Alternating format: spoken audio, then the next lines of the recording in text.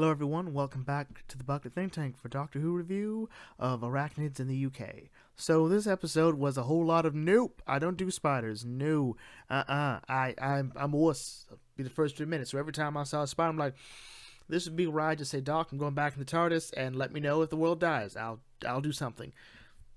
But overall this episode was sort of, it was alright.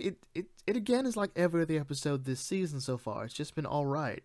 I don't know, maybe it's me, but there is a lot going on here, at least maybe not from a story perspective, there is a lot going on from a character perspective.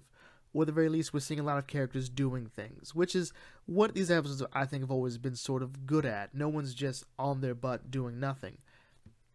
So we have Yaz interacting with her family. It turns out her family is exactly how she described them in Ghost Monument, pretty much driving her bananas with no actual redeeming qualities.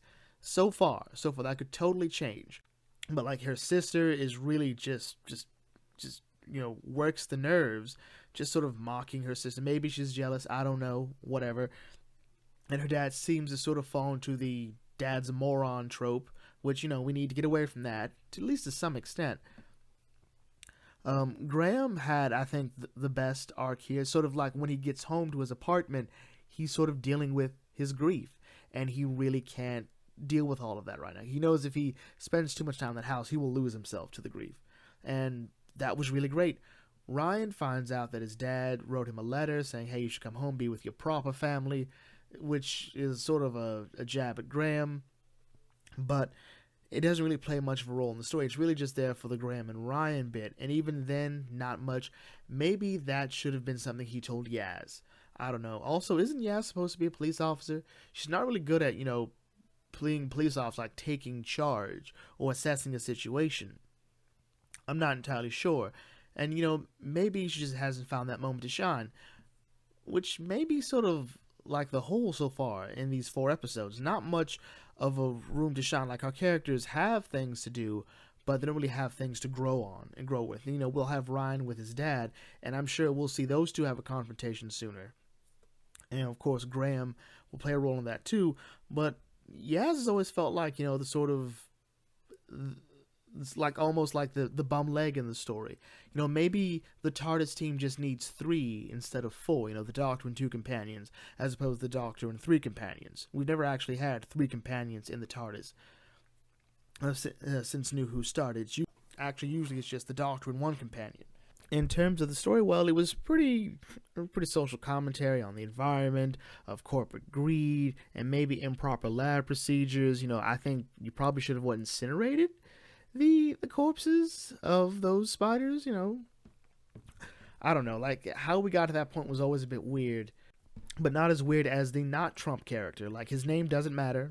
Just call him Not Trump, because he's very much Trump, but the episode also mentions that Donald Trump does exist in this universe, which I've always never liked. I've never liked that when you mention someone who is currently popular being mentioned. It just sort of makes me roll my eyes and takes me a bit out of the episode. I don't mind historical figures, but like when the Russell Davis era, when they mention Obama apparently giving a speech that will lead to fixing the UK recession, I didn't quite get that. And then we had season 10, where the pyramid at the end of the world, where Bill makes a reference to Donald Trump, and then the Doctor falls, which is where the Doctor mentions Donald Trump, and then the future is female bit. It's really bad social commentary because it means nothing. It's not trying to really leave an impact on you, and this episode also doesn't really leave an impact on you. The Not Trump character is pretty much unimportant in this story. It's just sort of, hey, we make fun of the president, whatever. There's no story involving that. The Doctor, I don't know, like a lot of what the Doctor did this episode was sort of unremarkable to sort of eye-rolling. There was a lot of channeling the 11th Doctor here, and I don't know. I mean, she even says in this episode, I'm still trying to figure myself out. I'm like, oh, okay, but I'm seeing a lot of 11th Doctor here, and the problem is the 11th Doctor was very good at playing the alien aspect, and maybe you need to find a different way to play the alien aspect, sort of find a way to make it your own. I don't think this is anyone's fault other than Chibnall's. but I don't exactly know the direction of which this Doctor's going and how much creative control there is. Maybe by the end of the season we'll get a real proper grip on this Doctor's personality that will feel unique to her. The same way the 12th Doctor and the 11th Doctor, the 10th Doctor, and so on and so forth. Even though they're all the same person, technically, they're all different people with different personalities that still hold on to the same core beliefs as the Doctor. Another thing that really got to me was, well, the issue against shooting the spiders. And it sounds bad because, hear me, even though I don't like spiders, I don't really like shooting anything. It really felt like that might have been the best answer, would be to kill the spiders. Like, the Doc's like, we're going to take the most humane way possible. I don't think it's humane to lock a bunch of animals or any creature in a room and just let it starve to death, or to just watch it, struggle to breathe. Shooting it would have been the greater mercy there. But I think the problem was the not Trump character is just sort of, shooting the spider not to, do it a mercy, but to, well, he says it was, but it wasn't really, just to sort of like show how tough he is. Because that's what you do in America. We shoot things. What's wrong with you people? I don't know. I do like the time vortex in this episode. I really do. It looks like, it reminds me a bit of an anthill. You go into an anthill, there's all these different tunnels and whatnot, all these different possibilities. That's what the time vortex is here. Like, it's not just a straight line. You just sort of, it's not like a river where, you go through, like, okay, we'll land there. Instead, it's like, okay, we can go that way, we can go that way, we can go that way. At least that's what it's looked like to me. And the end of the episode I felt was really interesting just because it sort of hammered home the idea that, people in happy lives don't travel with the Doctor.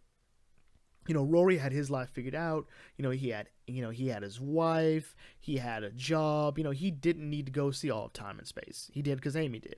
And the same thing with Danny Pink. Danny came back from war. He's got some issues to work out, but he's happy teaching. He's happy with this own personal little universe to him.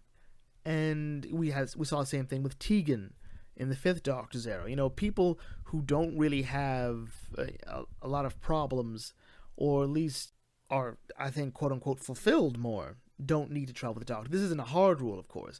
I wouldn't say that Sarah Jane had any problem. She was awesome. I wouldn't say that Martha had any problem. Martha just sort of had to broaden her mindset. This isn't a hard rule. But I think some of our better characters, some of our favorite characters that travel with the Doctor had arcs to go through. Donna, finding her own self-worth. Bill actually went through the same thing. The mystery of why Amy's life didn't make sense for a while. These are all interesting things, and we see them come out as different people by the end of it. With this team, Ryan, sort of, he's going to have an issue with his father to come forward when he wants him to come home. Graham's dealing with his grief over the loss of Grace. And Yaz, I think, is just sort of so done with the mundane and the fact she's probably not that great a police officer.